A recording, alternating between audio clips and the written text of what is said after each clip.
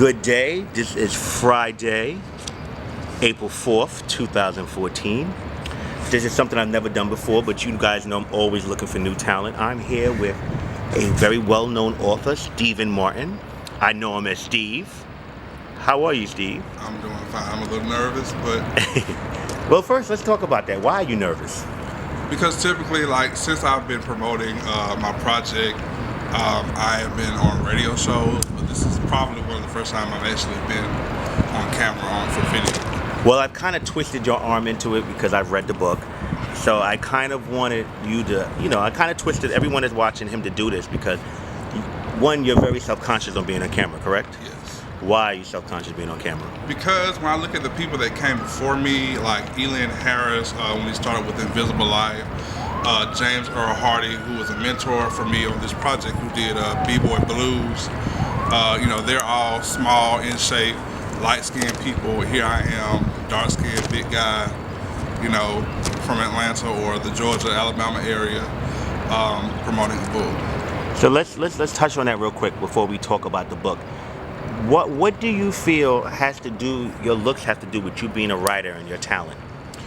Well, I think that because I played football in high school and in college, so I've been smaller size and have been extremely attractive, in the lifestyle. And then I've been a big guy, and you know how in the lifestyle it's no fats, no films, or whatever like that. And I've dealt with the rejection, so that's the way I was able to develop these characters. So has that caused a lot of pain for you, would you say?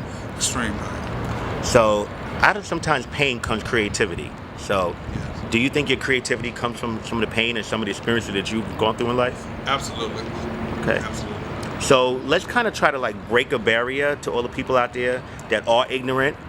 You are a writer.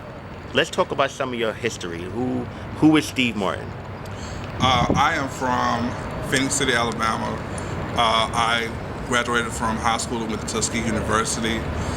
Then from there I went to Mercer University. My major is just like Caesar. I'm a human service major.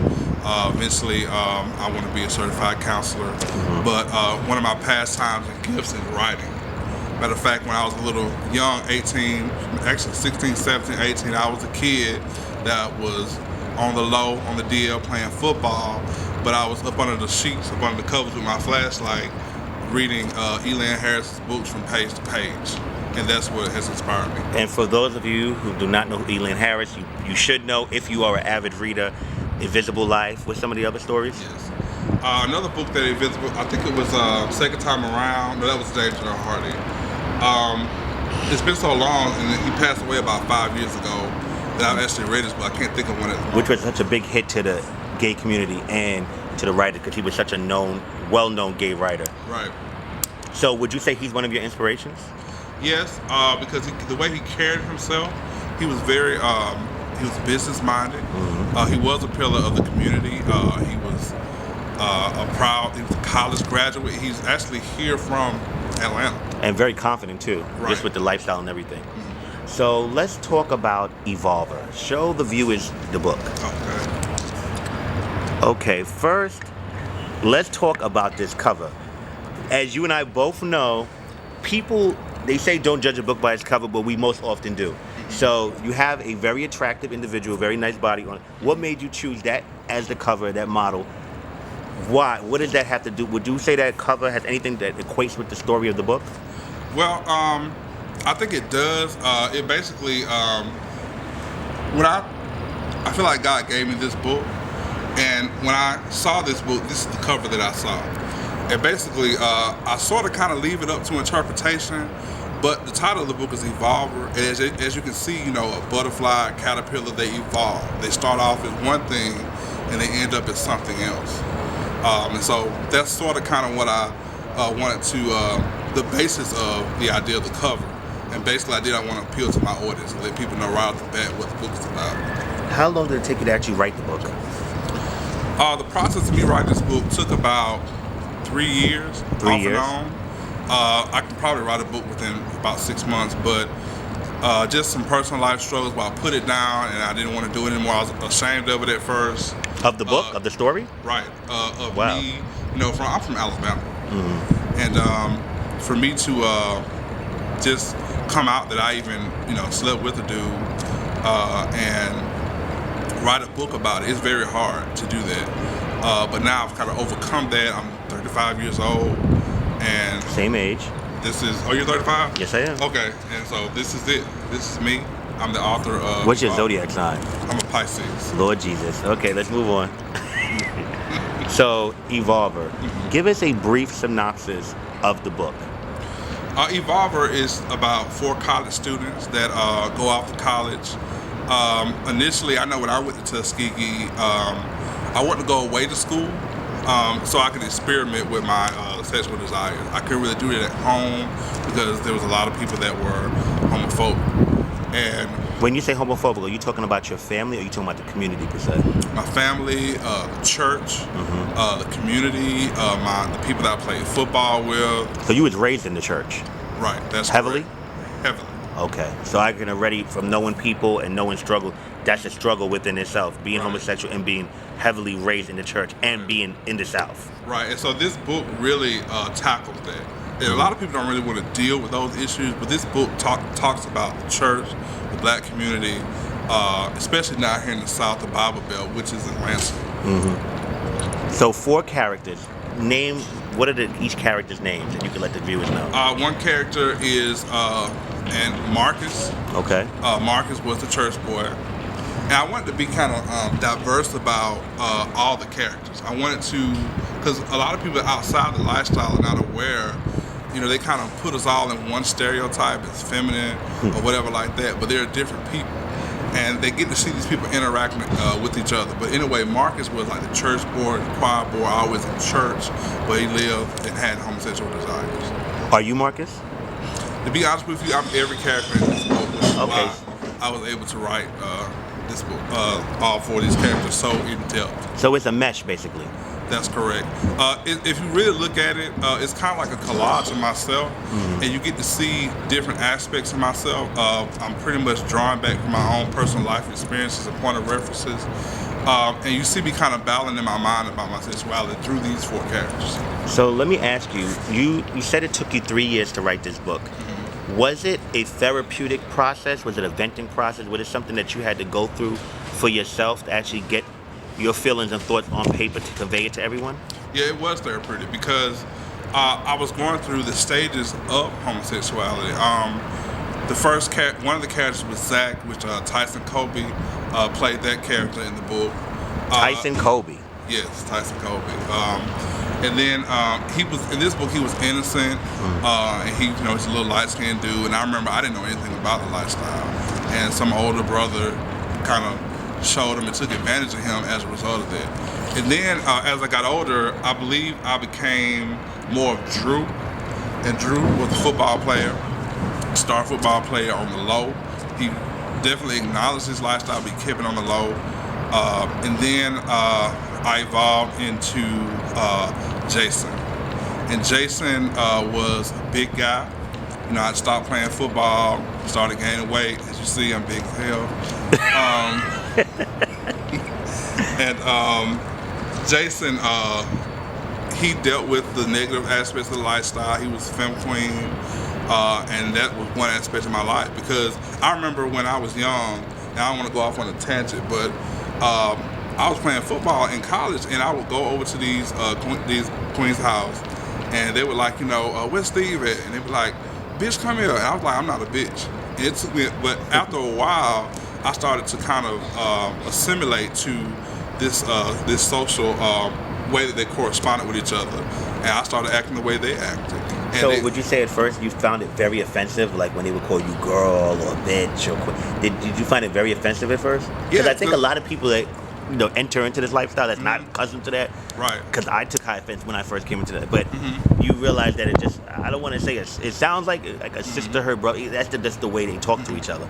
But at first, it is very offensive and rude.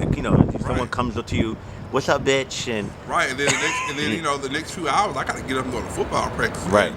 So you don't really want to tolerate that. But after I got acclimated with that type of, the way they were corresponding with each other, I kind of assimilated to that, and I became the femme queen. And so well, we gotta we gotta fix that. The femme queen in our community. I'm sorry, not Femme Queen. The Bush Queen. The Bush Queen. Okay.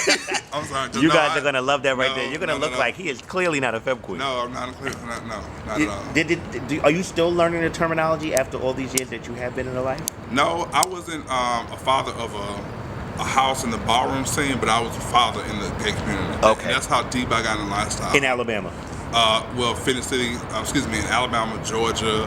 I've got kids that are currently in the house of Blair. Okay. I got a couple that are in the house of Revlon.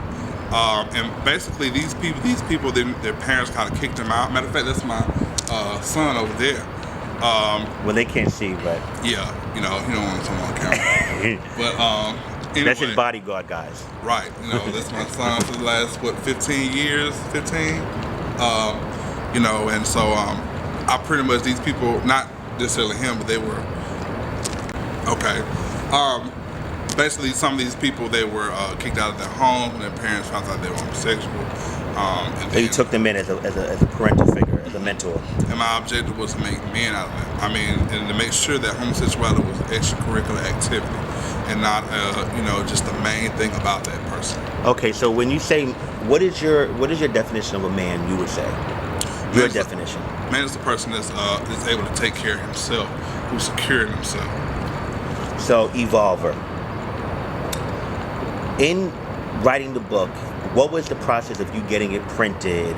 Was it a process of you getting the book published? Like, how did that process go for those who do not know the struggle of a writer? It was a fiasco.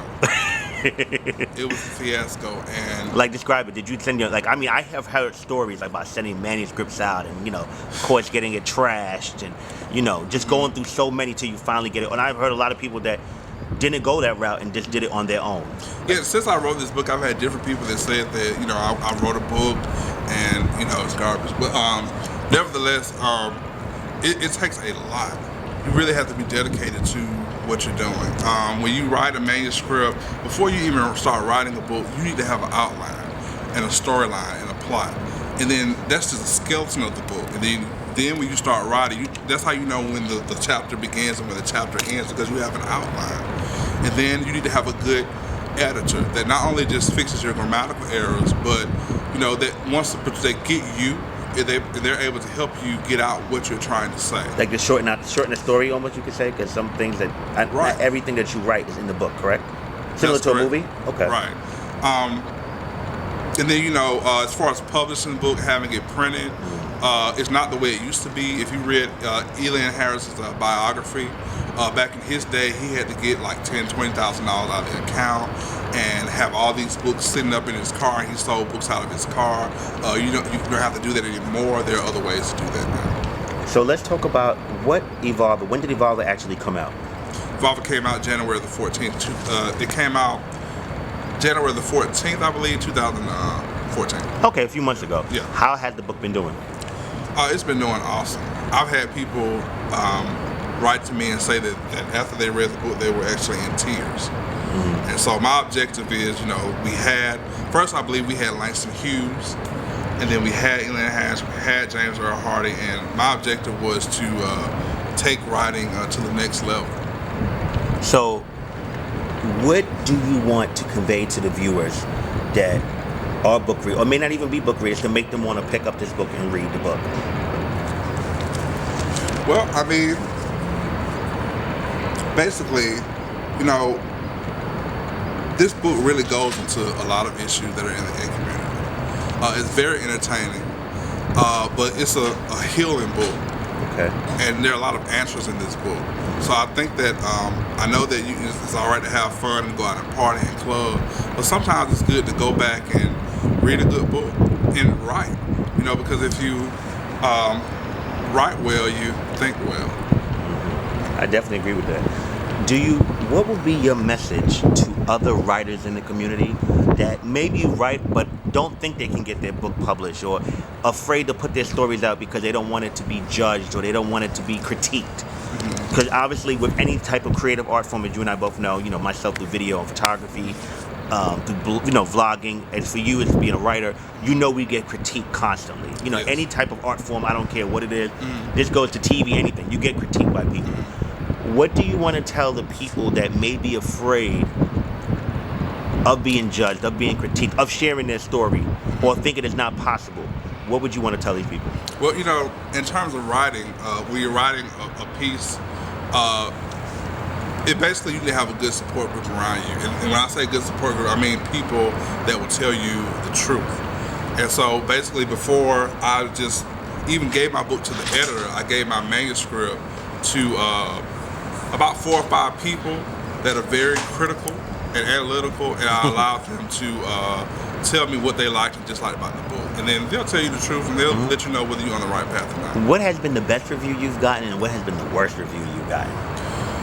The best review I've gotten was "This book changed my life." I think you can go on Amazon.com and you can see some of the reviews of the book where "This book changed my life." It's, you know, I was in tears after I read this book. I've never read a book on this level. The worst testimony is that, you know, this book is like a sermon. I've heard these sermons all my life. I don't hear, you know, they want to hear that erotica.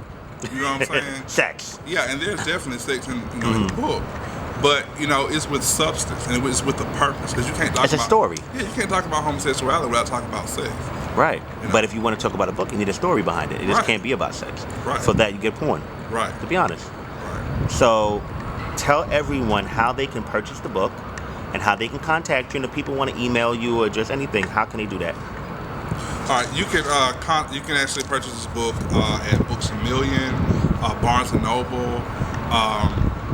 There's another one. Is the book an ebook too? Can they get it for the iPads and stuff? Yeah, you can get it as an ebook great. at Amazon.com, and you Great. can download it to your iPad, your Kindle, or anything like that.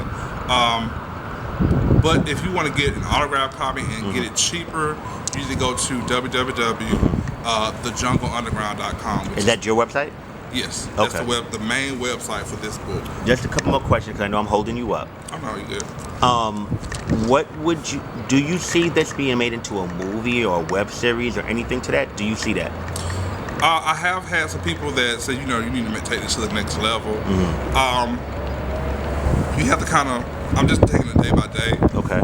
Right now I want to get this book out there. Right. And then we'll go there. Actually, the book that's coming behind that is even better than this book. Oh, so you're already in the middle of writing your second novel? Actually, I'm almost finished with the second novel. Okay. When would that be? When would that be out? I'm trying to have. Is that a sequel to this book or is it another story? It's a sequel to this book. Okay. I've already contacted my models. Of course, you know, some of the same characters from this one will be in the next one, except for one book. Shout out to Radar Men modeling agency out of Birmingham, Alabama, and Tyson Colby. I think the next cover model, and I'm working on contracts and negotiation with Santonio Revlon, and he hopefully will be on the cover. That's Santonio. I mean, if he can sell sex in the ballroom now, he can definitely sell. Definitely a sex siren to the fullest. I think it's time to go on a professional level and he'll definitely sell just from cover alone. Right. And if the story's better than that, you're good to go. Absolutely. So do you have an Instagram, a Facebook? Like, how can they contact you on social media? The Facebook is Evolver the Book. If you just type that in Facebook, you can get that. The main place to go is www.thejungleunderground.com to get the book, and it has all the Twitter, Facebook, YouTube channels, all the Barnes and Noble books. I mean, all the information of where you can locate it. It even has all the models and brief bios on them, all of their pictures, all of that's in there. Well, everyone, thank you guys. As you know, there's nothing but drama going on ATL. Yeah. I will have everything in the description box. I will have everything in the bio box. And next week on the couch, I'm actually going to have 3 people read this book, and they will give their honest. Wait, hold on, Steve. Oh my God. Why did you give that face? I'm just interested to say how they're going to receive the book. I mean, we're going to talk about this on the couch. I'm actually trying something new. I want to give this book, and it's going to be a segment. You know, you see my couch series, I have. And this is going to be the first book I want to give people to read. I'm going to plan it with these people. They read the book, awesome, and they talk about it. And hopefully, if it goes, then there'll be more books added. You know. Right. Well, and the reason why I smile because I automatically know that there's going to be like some controversy, because this book is very controversial. It talks about Bible scriptures. It talks about the lifestyle. It talks about hate, bullying, a lot of stuff. And so some people are going to like some characters and hate other characters. So I'll be interested in even flying to New York, to see. That'd be great. Sit on the couch and see. You have any book signings coming up? I'm working on. I've been traveling so much. Like I just did the radio thing in Columbus right before I came to Atlanta to do this. I just been going all over. If my manager says I need to do a book signing, then we'll do that. Question: how's your love life? For the people out there that may want to know. Listen, you're self-conscious about things, but let me tell you something. You never know what people's into, and trust me, I have all type of people on here. I've had people that tell me that they got hooked up off watching people online. That's why I always tell people, give out their information, because you never know. So, what's your type? Let the people know what your type is out there. Right now, I'll just say this, that I am focused. So you don't want nobody? No. A man will, you know what? A man will come along and mess up the focus. That's just reality. I got something for him. Yeah, I'm not really interested in dating. I really, at my age, there's some things that I personally want in life. I want kids. And I've tried to do that in the lifestyle, and I just can't see it successful. And I don't know if I ever want to do the thing that they're trying to push right now in the media to get married. I mean, I just can't see myself 80 years old. With a man? Yeah, it's like sharing, philosophy bags and bedpans. I mean, I can't. Well, guys, as you heard it here first, this is a great way to close out. I love a controversial statement in the end, so make sure you guys answer to that. Okay. Thank you so much. It was really a pleasure sitting with you and talking with you. Everything will be in the bio box for you guys, and just read the book and get the book and Evolver. And we definitely will be hearing more from you, and definitely from the couch. Awesome. All right, Ballroom Throwbacks.